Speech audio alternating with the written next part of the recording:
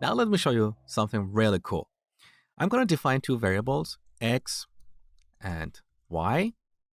A basic exercise we give to people who starting programming is to write code to swap two variables. Do you know how to do this? If you don't, pause the video and think about it for a minute. But here's the solution.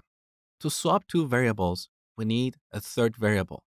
So I'm going to define a third variable like z and set it to x. So basically, we're copying the value of x into a separate variable as a backup. Now we can overwrite x with y. So we set x to y.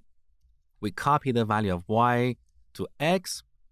Now we have the old value of x stored in z. So we can use that to overwrite y. We set y to z. With these three lines, we can swap the value of these two variables. So if we print x as well as y, we will see that x is changed to 11 and y is 10. Now I've got a good news for you. In Python, we can swap the value of two variables using only one line of code and without a third variable. Let me show you. So instead of writing these three lines, we can simply write x, comma y equals y, comma x. Now, if we run this code, we get the exact same result, but let me explain what exactly happens under the hood.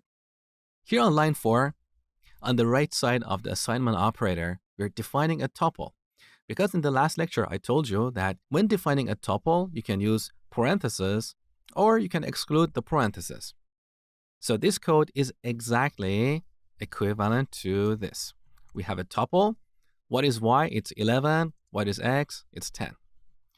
Now, what do we have on line 5? We have a tuple that we're unpacking. So we are setting x to 11 and y to 10. And that is why, with this line of code, we can easily swap two variables. For this very reason, we can define multiple variables on the same line. So we can define a and b and set them to 1 and 2. Once again, we're defining a tuple and then unpacking it on the left side. So a will be 1 and b will be 2.